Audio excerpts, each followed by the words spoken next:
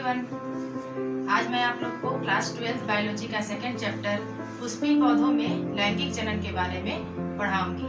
पुष्पी पौधों में लैंगिक जनन कहने का मतलब है कि वैसे पौधे जिसमें पुष्प पाए जाते हैं, फ्लावर पाए जाते हैं, उन पौधों में लैंगिक जनन कैसे होता है, sexual reproduction in flowering plants में कैसे किस प्रकार से लैंगिक प्रजनन होता है। तो जैसा कि आप सभी जानते हैं कि पेड़ पौधों का लैंगिक अंग जो होता है वो फ्लावर होता है, पुष्प होता है।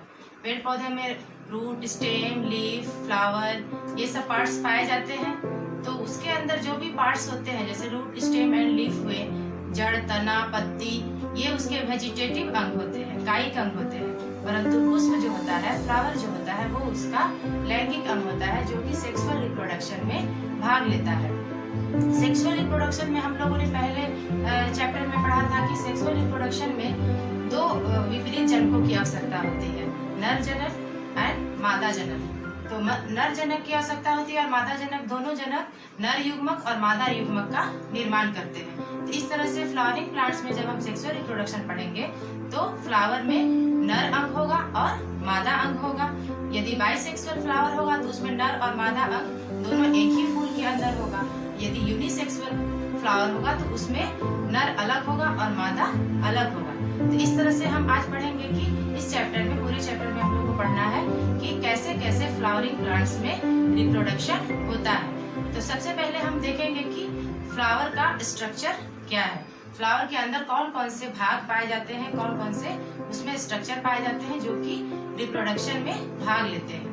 तो फ्लावर में जो होता है वो 4 चक्र होते हैं, 4 होल्स होते हैं फ्लावर्स में। तो 4 चक्रों के नाम क्या क्या है, आइए देखते हैं फिगर में। सबसे पहले फ्लावर में देखते हैं कि ये ग्रीन कलर का पार्ट होता है सबसे नीचे में। जैसे कि अगर हम गुड़हल का फूल लेते हैं तो उसमें ये सारे पार्ट्स उसमें क्लियर दिखाई पड़ते हैं। ऐसे तो सारे फ्लावर्स में सारे पार्ट्स होते हैं, परंतु गुड़हल के फूल में उसमें सारे पार्ट्स बहुत अच्छे से साफ साफ दिखाई पड़ते हैं। तो अगर अच्छा से समझना हो तो हम उस फूल को लाकर और उसमें सारे पार्ट्स को देख सकते हैं। तो सबसे नीचे का जो ग्रीन वाला पार्ट होता है उसको कहते हैं बाह्य दलपुंज, इंग्लिश में कैलिक्स कहते हैं। और उसके बाद जो कलरफुल पार्ट दिखाई पड़ता है, ये रेड कलर का हो या किसी फ्लावर में पिंक कलर का होता है, तो उसको कहते हैं दलपुंज या इंग्लिश में कहेंगे उसको कोरोला। अब देखते हैं कि बाह्य दलपुंज जो नाम हम देते हैं तो फ्लावर के अंदर टोटल जितने भी ग्रीन वाले पार्ट्स होते हैं सारे को बाह्य दलपुंज कहते हैं। लेकिन अगर एक की बात करते हैं, सिंगल की, तो उसको कहेंगे बाह्य दल या इंग्लिश में कहेंगे सेपल। मीन्स ये हो गया पूरा ग्रुप, पूरे ग्रुप को की बात करेंगे फूल के पूरे कंप्लीट को तो बाह्य दलपुंज कहेंगे या कैलिक्स कहेंगे, परंतु सिंगल को कहेंगे बाह्य दल और सेपल। इसमें कंफ्यूज नहीं होना है, इसको अच्छे से याद कर लेना है। उसी तरह से दलपुंज में भी है, इसमें कलरफुल पार्ट जो होता है फूल का, उसमें पूरे ग्रुप की अगर हम बात करते हैं फ्लावर के कंप्लीट जो कलरफुल पार्ट है तो उसको कहेंगे दलपुंज या कोरोला। और एक अगर सिंगल की बात करते हैं तो उसको कहेंगे दल या इंग्लिश में पेटल। इस तरह से अब आगे देखते हैं, ये दोनों जो हो गए ये पुष्प के 2 चक्र हो गए, एक हो गया बाह्य दलपुंज और दूसरा दलपुंज। अब तीसरा है ये उमंग। उमंग मतलब ये पुष्प का नर भाग होता है। तो यहाँ से यहाँ तक ये जो संरचना दिखाई पड़ रही है इसको कहेंगे पुमंग या एंड्रोशियम। उसी तरह से इसमें भी अगर पूरे ग्रुप किसी भी फ्लावर के पूरे एंड्रोशियम नर भाग की बात करें तो उसको कहेंगे पुमंग या एंड्रोशियम। परंतु अगर सिंगल की बात करते हैं तो उसको कहेंगे पुंकेसर या स्टामेन। इस तरह से ये एंड्रोशियम में या पुंकेसर में ये 2 भाग होता है। एक ये गोलाकार भाग दिख रहा है और एक ये लंबा तंतु जैसा कि भाग दिख रहा है। तो ऊपर वाले भाग को परागकोश कहते हैं, जिसके अंदर ही परागकण पाया जाता है। आगे पढ़ेंगे हम परागकण का संरचना कैसी होती है, परागकण का निर्माण कैसे होता है। तो ये परागकोश हुआ ऊपर गोलाकार भाग, और उसके बाद ये जिस स्टॉक से जुड़ा होता है, जिस डंठल से जुड़ा होता है उसको कहेंगे तंतु। इस तरह से पुमंग का 2 भाग हो गया, एक परागकोश और दूसरा तंतु। आगे देखते हैं ये पुष्प का नर भाग होता है। आगे इसमें हम देखते हैं कि ये भाग जो है, ये जो मुझे दिखाई पड़ रहा है यहाँ से यहाँ तक, ये हो गया जायांग, इसको इंग्लिश में कहते हैं गाइनोसियम। ये फ्लावर का मादा भाग होता है। पूरे अगर एक जायांग हुआ और उसे सिंगल की बात करते हैं तो उसके कहेंगे स्त्री केशर या कार्पेल। इस तरह से इसके भी 3 भाग होते हैं। नर भाग, मादा भाग के फ्लावर के अंदर जो मादा भाग होता है, जायांग के 3 भाग होते हैं। सबसे ऊपरी भाग को कहेंगे वर्तिकाग्र, जिसे इंग्लिश में कहते हैं स्टिग्मा, और उसके बाद वाले भाग को कहते हैं वर्तिका स्टाइल, और ये जो गोलाकार भाग दिख रहा है उसे कहते हैं ओवरी, ओवरी या अंडाशय, जिसके अंदर एक सेल का या मादा युग्मक का निर्माण होता है। इस तरह से जायांग का 3 भाग हुआ, वर्तिकाग्र, वर्तिका और अंडाशय, स्टिग्मा, स्टाइल और ओवरी। उसके बाद ओवरी के अंदर ओव्यूल होता है। ओव्यूल, ये जो संरचना दिख रही है ओवरी के अंदर, ये हो गया ओव्यूल या बीजांड, और इसी के अंदर बीजांड के अंदर ही मादा युग्मक का निर्माण होता है, जिसे अंड कोशिका या एक सेल कहते हैं। इस तरह से ये पूरे पुष्प की संरचना हो गई, पूरे फ्लावर का कंप्लीट स्ट्रक्चर हो गया। ये स्ट्रक्चर में कौन कौन से भाग है, अगर फ्लावर का लैंगिक प्रजनन करना है, सेक्सुअल रिप्रोडक्शन यदि हमको समझना है, तो फ्लावर का स्ट्रक्चर अच्छे से उसको ध्यान में होना चाहिए। सारा स्ट्रक्चर अच्छे से उसको समझ लेना कि कौन कौन से भाग कहाँ पे पाए जाते हैं। इस तरह से 4 चक्र पुष्प में पाए जाते हैं, जिसमें कि उसको 2 भाग में हम डिवाइड करते हैं। पहला को कहेंगे सहायक चक्र और दूसरे को कहते हैं आवश्यक चक्र। सहायक चक्र में बाह्य दलपुंज और दलपुंज आते हैं, और आवश्यक चक्र में पुमंग और जायांग। अब सहायक चक्र बाह्य दलपुंज और दलपुंज को इसलिए कहते हैं क्योंकि वो रिप्रोडक्शन में भाग नहीं लेता है, और आवश्यक चक्र पुमंग और जायांग को कहते हैं क्योंकि लैंगिक प्रजनन में सिर्फ नर और पुमंग और जायांग जो है वो नर और मादा भाग है, पुमंग जो है वो नर भाग है और जायांग जो है वो मादा भाग है। तो इस तरह से लैंगिक प्रजनन में हम लोग को सिर्फ 2 विपरीत जनकों की आवश्यकता होती है, नर भाग और मादा भाग की। तो इस तरह से इसको हम लोग आवश्यक चक्र या रिप्रोडक्टिव होर्ल कहते हैं, और इसको सहायक चक्र को एसेसरी होर्ल कहते हैं। तो इस तरह से फ्लावर का 4 चक्र हुए। 4 चक्र में बाह्य दलपुंज, दलपुंज, पुमंग और जायांग, और उन चारों चक्र को 2 भाग में डिवाइड करते हैं, आवश्यक चक्र और सहायक चक्र। सहायक चक्र में बाह्य दलपुंज और दलपुंज, और आवश्यक चक्र में पुमंग और जायांग। तो ये सारी बातों को अपने ध्यान में रखना है, अच्छे से समझ के याद कर लेना है। अब आइए पुष्प की संरचना के बाद एक एक करके देखते हैं कि नर भाग की संरचना और मादा भाग की संरचना एक एक करके एक्सप्लेन करेंगे। आइए देखते हैं नर भाग की संरचना मीन्स पुंमंग की संरचना, डिटेल्स में देखेंगे। इसमें पुंकेसर स्टामेन, सिंगल एंड्रोशियम को स्टामेन कहते हैं। इसमें एक गोलाकार भाग होता है जिसको कहेंगे परागकोश या एंथर, और उससे जुड़ा हुआ एक लचीला स्ट्रक्चर होता है जिसे कि तंतु कहते हैं या फिलामेंट। इस तरह से अब परागकोश का जब हम सेक्शन लेते हैं, ट्रांसफर सेक्शन, तो उसमें हम देखते हैं कि परागकोश के अंदर 2 पालियां होती हैं, जैसे कि इसमें दिखाई पड़ रहा है कि एक ये हुआ और एक ये दूसरा। तो परागकोश के अंदर 2 पालियों में परागकोश डिवाइड होता है, और 2 पाली, प्रत्येक पाली में 2 लोब होते हैं। जैसे कि एक दिखाई पड़ रहा है, एक पाली ये इतनी यहाँ से यहाँ तक एक पाली हुई, और यहाँ से यहाँ तक दूसरी मीन्स लोब, बाइलोब रख सकते हैं। एक एंथर को हम बाइलोब स्ट्रक्चर कर सकते हैं। ये फर्स्ट लोब हुआ, ये दूसरा सेकंड लोब हुआ। ये प्रत्येक लोब में 1-2 चैम्बर होते हैं, जैसे कि ये पहला चैम्बर हुआ, ये दूसरा चैम्बर। तो इस तरह से 2 लोब में 4 चैम्बर हुए, 1 2 3 4, और इस चैम्बर को हम के अंदर ही लघु बीजाणुधानी होती है, जैसे कि 4 लघु बीजाणुधानी और 4 माइक्रोस्पोरेंजियम हुए। तो इस तरह से एक पैंथर के अंदर 2 लोब, बाइलोब, 2 पालियां, 4 चैम्बर और 4 लघु बीजाणुधानी उपस्थित होते हैं। ये लघु बीजाणुधानी के अंदर ही नर युग्मक का निर्माण होता है, जैसे कि परागकण का निर्माण इसी माइक्रोस्पोरेंजियम के अंदर होता है। तो इस तरह से हम इसकी संरचना को ध्यान में रखेंगे, और एक एंथर के अंदर कितने चैम्बर होते हैं और कितने माइक्रोस्पोरेंजियम होते हैं उसमें कंफ्यूज नहीं करना है। 2 पालियां होती हैं, बस 2 लोब होते हैं, जिसे बाइलोब भी कर सकते हैं। 4 प्रकोष्ठ हुए, 4 चैम्बर और 4 लघु बीजाणुधानी, मीन्स माइक्रोस्पोरेंजियम की संख्या हो गई 4। अब इसके बाद हम एक एक करके डिटेल में पढ़ेंगे ये लघु बीजाणुधानी या माइक्रोस्पोरेंजियम की क्या संरचना है और किस तरह से इसके अंदर परागकण का निर्माण होता है। उसको आइए अब हम डिटेल में पढ़ते हैं। अब आइए देखते हैं कि परागकणों के लघु बीजाणु जनन। लघु बीजाणु जनन किसे कहते हैं? मीन्स लघु बीजाणु जनन इंग्लिश में कहते हैं माइक्रोस्पोरोजेनेसिस। जहाँ भी जेनेसिस टर्म आता है या जनन टर्म आता है, उसका मतलब है कि वहाँ कुछ बनने की प्रक्रिया हो रही है। जेनेसिस मतलब फॉर्मेशन, कोई निर्माण हो रहा है। तो इस तरह से लघु बीजाणु जनन को ऐसे परिभाषित कर सकते हैं कि परागकणों के निर्माण की प्रक्रिया को कहते हैं लघु बीजाणु जनन। परागकणों के निर्माण की प्रक्रिया लघु बीजाणु जनन कहलाती है या माइक्रोस्पोरोजेनेसिस। अब आइए देखते हैं कि ये बनने की प्रक्रिया में कितने स्टेप्स हैं और किस तरह से ये बनते हैं।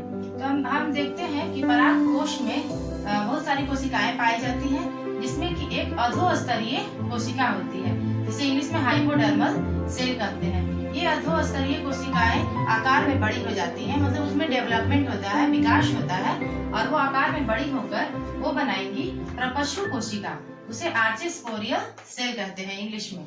ये प्रपस्सु कोशिकाओं में फिर से डिवीजन होता है, ये विभाजित होती है। प्रपस्सु कोशिकाओं में विभाजन होगा और विभाजन के बाद ये दो तरह की कोशिकाओं का निर्माण करेगी। पहली होगी प्राथमिक भित्तीय कोशिका और दूसरी प्राथमिक पूर्ण बीजाणु जनन कोशिका। तो पहली है प्राथमिक भित्तीय कोशिका, जो है वो बार बार विभाजित होगी। वो बार बार विभाजित होकर बहुत सारी कोशिकाओं का निर्माण करेगी, और वो कोशिकाएं, बहुत सारी कोशिकाएं फिर अरेंजमेंट, उनका अरेंजमेंट होगा कि किस तरह से वो अरेंज हो रही हैं लघु बीजाणु के अंदर।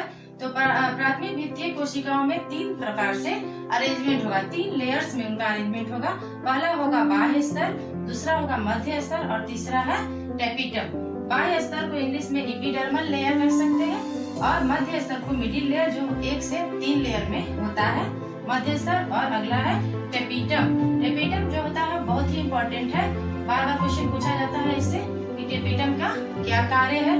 तो इस तरह से मध्य स्तर जो है वो 2 से 3 लेयर, और बाह्य स्तर ये अंदर में उपस्थित परागकण को प्रोटेक्शन देते हैं, उन लोगों को सुरक्षा प्रदान करते हैं, और टेपिटम जो है वो परागकण को पोषण प्रदान करते हैं। तो इस तरह से टेपिटम इम्पोर्टेंट है कि टेपिटम का क्या कार्य है, तो वो परागकण को पोषण प्रदान करने का कार्य करती है। इस चीज को याद कर लेना है, ये बहुत ही इम्पोर्टेंट है। अगला है प्राथमिक पूर्ण बीजाणु जनन कोशिका। अब प्राथमिक पूर्ण बीजाणु जनन कोशिका में भी समसूत्री विभाजन होता है। समसूत्री विभाजन के बाद ये लघु बीजाणु मातृ कोशिका का निर्माण होता है, जिसे माइक्रोस्पोर मदर सेल भी कहते हैं। इस प्रकार माइक्रोस्पोर मदर सेल में अब अर्धसूत्री विभाजन होगा।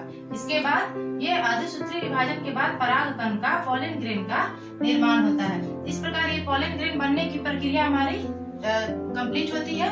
इसमें एक एक स्टेप है, ये स्टेप्स थोड़े से डिफिकल्ट लग रहे हैं, परंतु उतने डिफिकल्ट नहीं है। थोड़ा ध्यान से देखने पर आसानी से समझ में आ जाएंगे। सबसे पहला स्टेप है, फिर से रिपीट कर देते हैं, अधोस्तरीय कोशिका। अधोस्तरीय कोशिकाओं में डेवलपमेंट होता है, वो बनाएंगे प्रपस्सु कोशिका।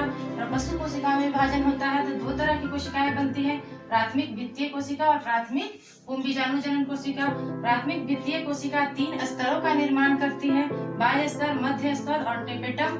और प्राथमिक पूर्ण बीजाणु जनन कोशिकाएं बनाएंगे माइक्रोस्पोर मदर से लघु बीजाणु मातृ कोशिका, और उसके बाद विभाजन के द्वारा, अर्धसूत्री विभाजन के द्वारा परागकण का निर्माण होता है।